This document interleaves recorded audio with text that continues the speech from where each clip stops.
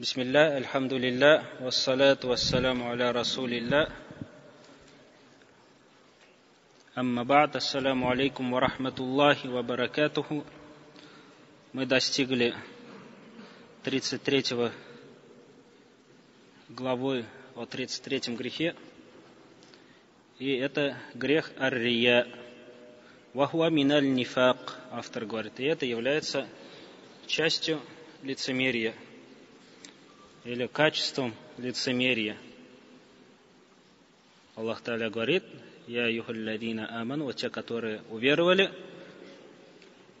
«Ля тубатилю садакатикум бильманни валь адha». Не уничтожайте ту милостыню, которую вы дали, упреком и вредом, который вы наносите людям. فمثله كالذي ينفق ماله رئاء الناس. Такие люди, они подобны тем же людям, которые дают милостыню риа ан-нас, показывая это людям, то есть показухой, для того, чтобы люди увидели. И их пример, то есть те, которые есть две группы людей. Одна группа людей дает милостыню, а потом упрекает человека, просит у него что-то взамен, или наносит какие-то словесные оскорбления. И их положение такое же, как те людей, которые, Аллах Та'аля говорит, дают милостыню людям, риа ан-нас, то есть риаан, показухой, ради того, чтобы люди увидели. И их пример, вот этих людей, камаthали сафван, подобно гладкой скале, подобно гладкому камню. И фаасабаху вабиль. И на этом гладком камне есть чуть-чуть земля. И после того, как ливень проходит, говорит, на этом камне ничего не остается. И также эти люди будут.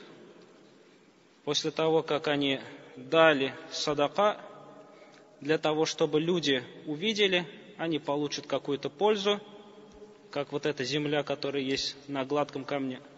Однако в судный день ничего не останется. Как скала чистая остается после ливня, также и они останутся без награды в судный день. Также Аллах Та'аля сказал, предостерегая людей от показухи, «Юрауна нас». Это аят был ниспослан про мунафиков, про лицемеров. «Инналь мунафикина юхади'уна Аллаху ва хуа хади'ухум». Поистине мунафики пытаются обмануть Аллаха. Однако Аллах возвращает им их обман. То есть все, какие бы козни они ни делали бы, какие бы планы они ни придумывали бы, это все обернется им во вред. И потом Аллах Та'аля говорит их качество мунафиков, качество тех, кто внешне показывает себя мусульманином, однако внутри не является таковым. «Иза каму иля саляти каму кусаля». Если они встают на намаз, они встают лениво. «Юрауна нас». Для того, чтобы увидели люди. Но если люди не будут видеть, если люди не будут на них смотреть, если люди не будут про них говорить, они не будут вставать на намаз. «Валя ядзкуруна Аллаха илля калиля». И поминают Аллаха они мало. То есть вообще не поминают. Потому что если бы они поминали бы Аллаха искренне, то любое маленькое дело, которое сделано искренне, не будет никогда перед Аллахом маленьким. Никогда не будет перед Аллахом маленьким. Раз Аллах тут упомянул, что они упоминают Аллаха мало, это значит, что они не упоминают Аллаха вообще. И пророк, саллаллаху алейхи вассалям, от пророка, саллаллаху алейхи вассалям, приходит хадис, который в сборнике Бухари. «Аувалун наси юкда алейхи яум аль-кияма». Будут 3 группы людей в судный день, которые будут первыми судить, которых будут первыми судить. И первый из них раджулун устушхида, человек, который пал на пути Аллаха, умер на пути Аллаха, умер шахидом. Фаутия бихи, и приведут этого человека. Фааррафаху Аллаху ни'матаху, и Аллах напомнит ему о своей милости, и он признает ее. Фаарафаха, признает эту милость. И Аллах спросит: «Ма амильта фиха», вот я тебе дал эту милость, что ж ты сделал? Что ж ты сделал с ней по причине этой милости? Как ты мне возвратил эту милость? И он скажет: «Катальту фика», я сражался ради тебя, хатта устушхитту, пока не пал шахидом. И Аллах скажет: соврал ты. «Валякиннака катальта лиюкаля джариун», ты сражался только для того, чтобы люди сказали смелый. Факад кили, и так было сказано: кум, встань. Сумма умира бихи фасухиба аля ваджхихи хатта улкия финнар. Потом Аллах прикажет, и его потащат, опрокинув лицом на землю, и кинут в ад. Вараджулун таалляма аль-ильма ва аллямаху, второй человек. То есть это первые люди, которым будет суд в судный день. Человек, который получал знания и обучал людям, и читал Коран. Приведут этого человека. Фааррафаху Аллаху ни'амаху фаарафаха. И Аллах напомнит ему о своих милостях, и он признает их. И он скажет: что ж ты сделал по причине этих милостей, ради этих милостей? Тааллямтул ильма ва аллямтуху ва карату фика Кур'ан. Я получал знания, обучал и читал ради тебя Коран. И Аллах скажет: казабта, врешь ты. Валякиннака тааллямта лиюкаля алим. Ты обучался только для того, чтобы сказали алим, ученый, знающий. То есть вся цель твоего получения знания была для того, чтобы люди сказали, что ты знающий. Вакарат аль-Кур'ан лиюкаля кари. А читал Коран для того, чтобы люди сказали умеющий читать, чтец. Факад кили. И так было сказано. Сумма умира бихи фасухиба аля ваджхихи хатта улкия финнар. Потом прикажут и потащат его лицом, опрокинув лицом на землю, пока не кинут в огонь. Третий человек. Вараджулун васса Аллаху алейхи ва атаху мин аснафиль маль. Аллах дал человеку широкую, так как сказано, хорошую жизнь и дал разные виды имущества. Фаутия бихи, и приведут этого человека. И Аллах напомнит о своих милостях, и он признает их. И спросит Аллах: что ж ты сделал для этого? И он скажет: ма таракту мин сабилин тухиббу ан юнфака фихи илля анфакту фихи ляк. Я не оставил ни одного пути, в котором ты хотел бы, чтобы люди давали милостыню. То есть ни одного пути не оставил. Все, что я знал, где можно дать милостыню, я давал. И это я делал только ради тебя. И Аллах скажет: кадабта, врешь ты. Ты валякиннака фаальта лиюкаля хуа джавад. Ты делал это для того, чтобы люди сказали щедрый. Факад кили, и так было сказано. И также этого человека Аллах прикажет опрокинуть лицом об землю, и его потащат к огню и кинут туда.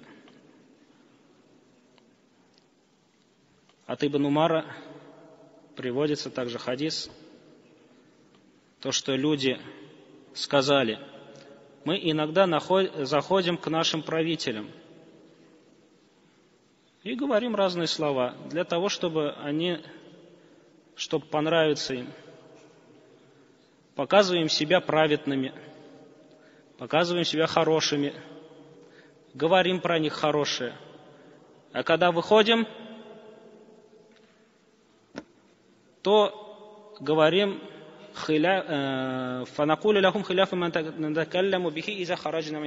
говорим противоположное этому. Или, как в другом ривайте, становимся противоположны этому. То есть показывает перед правителем, перед людьми, что он хороший человек, а потом, когда уходит, когда остается один или со своими друзьями, то становится по-другому. Также говорит правителю то, что в нем нету, восхваляет его, а потом, когда выходит, говорит противоположное этому. И Ибн Умар говорит, мы считали это во времена пророка, саллаллаху алейхи вассалям, лицемерием. Мы считали это лицемерием, так как основа лицемерия – это когда человек снаружи показывает то, что противоположно тому, что у него внутри. Основа лицемерия – это когда человек внешне показывает то, что противоположно тому, что у него внутри. Мунафик, например, который есть два вида лицемерия. Первый вид – это тот, который выводит человека из ислама. Это когда человек не верит в Аллаха или не верит в пророка, но внешне показывает веру ради какой-то цели. Это ставит его вне религии, потому что у него снаружи, внутри противоположно тому, что снаружи. Есть лицемерие в делах. Про это пророк, саллаллаху алейхи вассалям, сказал, качество лицемера 3. Если он говорит, то врет. Если ему доверили что-то, то он нарушает. Если он что-то обещал, то не выполняет. 3 качества сказал. Это лицемерие в делах. Это не лицемерие в убеждениях, а это лицемерие в делах, что может привести к лицемерию в убеждениях. Также пророк, саллаллаху алейхи вассалям, сказал, «Ман самма'а, самма'а Аллаху бихи». Тот, кто делает что-то скрытно, а потом рассказывает про это для того, чтобы люди рассказывали про это. То есть не для того, чтобы, например, люди взяли пример с этого. Это другое.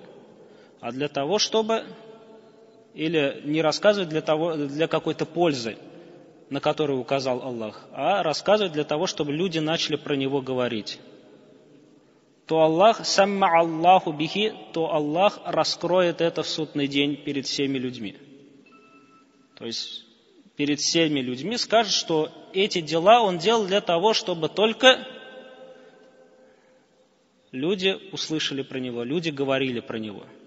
«Ваман юраи, юраи Аллаху бихи». А тот, кто делает что-либо для того, чтобы люди увидели, что он это делает, то есть показуха, то Аллах сделает в судный день, что люди увидят, что он делал это ради показухи.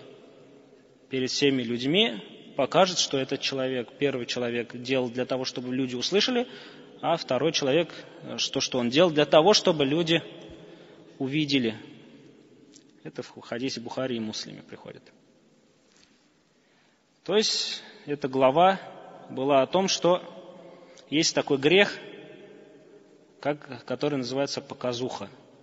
Когда человек делает что-либо для того, чтобы увидели люди, не ради Аллаха. Те поклонения, которые должны делаться ради Аллаха с искренностью, в котором не должно быть ширка, этот человек делает только для того, чтобы люди увидели. Если человек, у него такое намерение изначально, то поклонение, которое он выполняет, оно не будет принято Аллахом. То поклонение, которое он выполняет, не будет принято Аллахом. Например, на намаз встает только для того, чтобы люди увидели, что он встает на намаз. На джамаат намаз ходит только для того, чтобы люди видели, что он на джамаат намаз ходит. И так далее. Вот любое поклонение, ураза, закят, милостыню дает, еще что-то. Для того, чтобы люди видели. и говорили про него. То если это намерение его было изначально, то поклонение такого человека не будет принято. Если же это намерение, изначально у него было намерение поклонения ради Аллаха, встал на намаз ради Аллаха, а потом в течение поклонения, в процессе поклонения у него появилось такое намерение сделать ради людей, или люди зашли, например, и он лучше начал читать, например, и он борется с этим, то есть чувствует, что это неправильно, сопротивляется этому, то поклонение этого человека правильное. И нету такого человека, в котором бы не заходило такое намерение. Не появлялось бы такое намерение. Даже сподвижники после них табиины утверждали и говорили, что самое тяжелое в религии – это искренность. И поддерживать свой ният правильным. Чтобы ният твой, намерение твое было правильным, это самое сложное поклонение, которое можно или нужно выполнить. Потому что если оно будет правильное, и твои дела будут соответствовать шариату, то Аллах примет это. А если оно не будет правильным изначально намерение, то изначально не будет поклонения принято. Если это намерение зайдет в течение поклонения, то оно испортит это поклонение. То есть если оно станет основным намерением. Если же оно не станет основным намерением, а будет участвовать в намерении, то есть в основе ты читаешь ради Аллаха, но, например, намаз покрасивее читаешь, чтобы люди это сказали, что красиво читает, или дольше стоишь рукой, там, чтобы люди сказали, какой он это поклоняющийся, или другие какие-то вот такие намерения, но в основе ты читаешь ради Аллаха сам намаз, то ученые есть разногласия между ними. Кто-то сказал, что такое поклонение будет правильным, но будет ущербным, то есть не полностью воздастся человеку награда, а по мере того, насколько был он искренен. Чем больше было искренности, тем больше награды он получит. Чем меньше было искренности, тем меньше награды он получит. Но некоторые ученые сказали даже такое, что если в таком поклонении полностью будет отвергнуто, такое поклонение будет полностью отвергнуто. Поэтому пророк, саллаллаху алейхи вассалям, также указал то, что вот это ар-рия, это является ширкун хафи или ширкун асгар, скрытым ширком или малым ширком. Он может быть большим ширком, а может быть малым ширком. Большим ширком, когда человек все делает ради людей. Те поклонения, которые делаются ради Аллаха, он изначально все делает ради людей, ради показухи, ради мирских целей. Не тех целей, которые установил Аллах, то это будет большой ширк. Если же ният заходит в поклонение, то это будет малый ширк, что является также большим грехом. Поэтому пророк, саллаллаху алейхи вассалям, также упомянул и сказал, оно говорит, как движение муравья. То есть движение муравья не видно, незаметно, также и вот этот ширк также проходит незаметно. Поэтому пророк, саллаллаху алейхи вассалям, научил одно дуа, так как у каждого человека есть насып, есть доля этого греха. Да, мы должны стараться поправлять свои намерения, да, мы должны стараться все делать ради Аллаха, но бывает, что заходит это, бывает, что мы неосознанно что-то делаем, а потом, когда думаем, вот, как, ради чего я совершил то или иное дело, мы понимаем, что это мог зайти какой-то вот это показуха. И пророк, саллаллаху алейхи вассалям, научил дуа, для того, чтобы избегать это и для того, чтобы Аллах прощал нас в этом случае. Аллахумма инни аузу бика ан ушрика бика ва ана а'ламу ва астагфиру лима ла а'ламу. О Аллах, я прибегаю тебе, прошу защиты у тебя от того, чтобы совершить ширк знаючи, и прошу прощения от того, что я не знаю.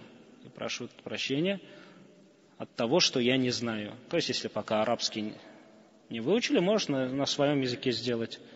О Аллах, я прошу тебя защиты от того, чтобы совершить ширк знаючи, и прошу прощения, если совершил что? Не знаючи, неосознанно, если совершил неосознанно. О Аллах, я прошу защиты тебя от того, чтобы совершить ширк знаючи, и прошу прощения от того, что совершил не знающий. Нет, это хадис, в который пророк, саллаллаху алейхи вассалям, научил вот это дуа. То есть, если ты совершишь ширк не знаючи, и это каждый день надо делать. Каждый день мы что-то можем сделать это, и зайти показуха. Мы каждый день совершаем какое-то поклонение. И иногда не задумываемся, иногда не осознаем, иногда у нас есть какая-то беспечность, потому что мы люди.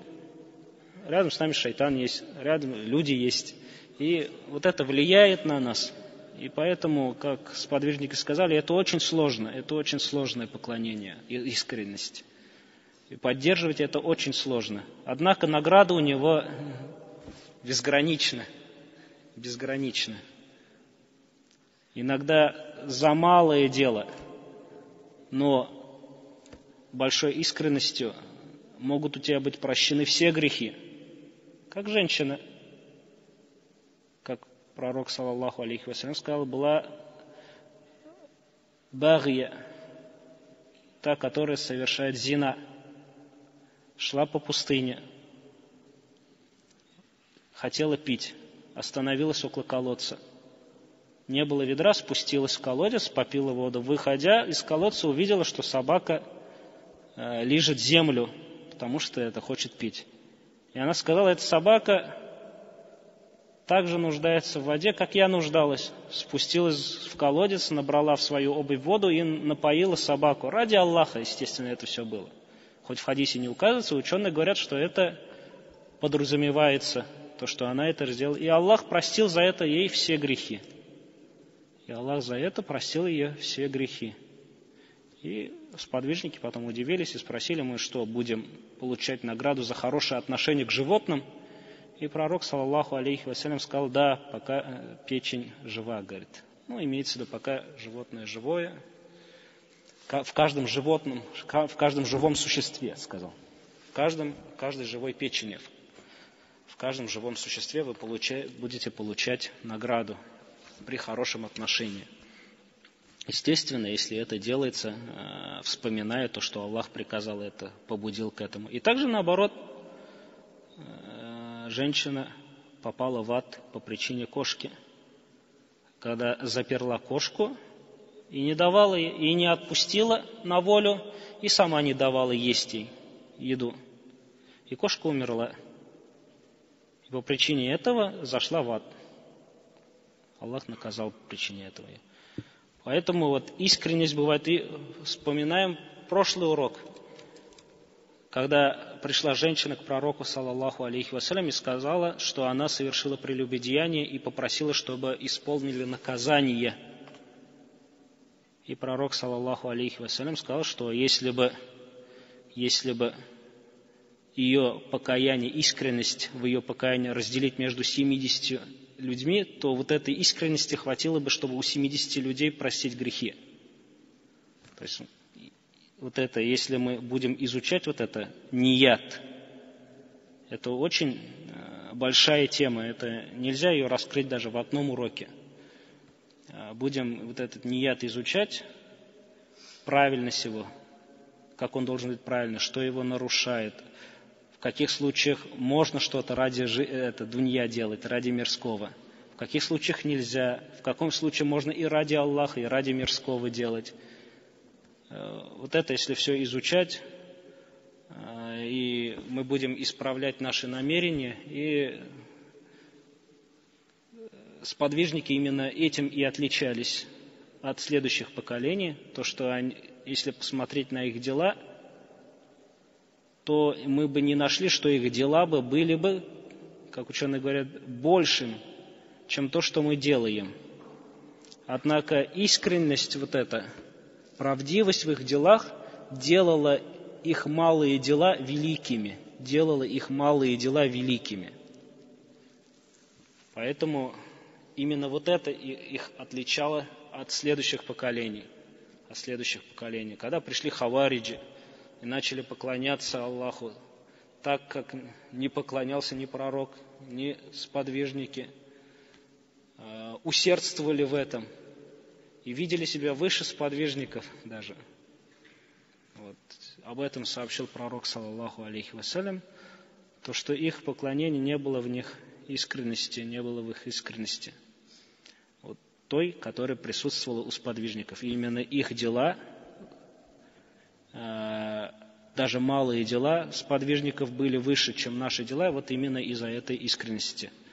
И противовес этому рия, которая часто заходит в дела людей, это показуха. Когда человек что-то делает, не для того, чтобы обучить. То есть бывает, человек делает, чтобы других людей подать пример хороший, как Умар ибн Абдуль-Азиз, вроде бы, насколько я помню, каждую пятницу давал садака прилюдно, и потом в течение недели скрытно. Для чего в пятницу давал прилюдно? Чтобы последовали его примеру люди. Не для того, чтобы люди говорили про него. Так как мы видим, что в остальные дни он скрыто давал. Вот. И также внук пророка, саллаллаху алейхи вассалям, тоже не его внук, а его правнук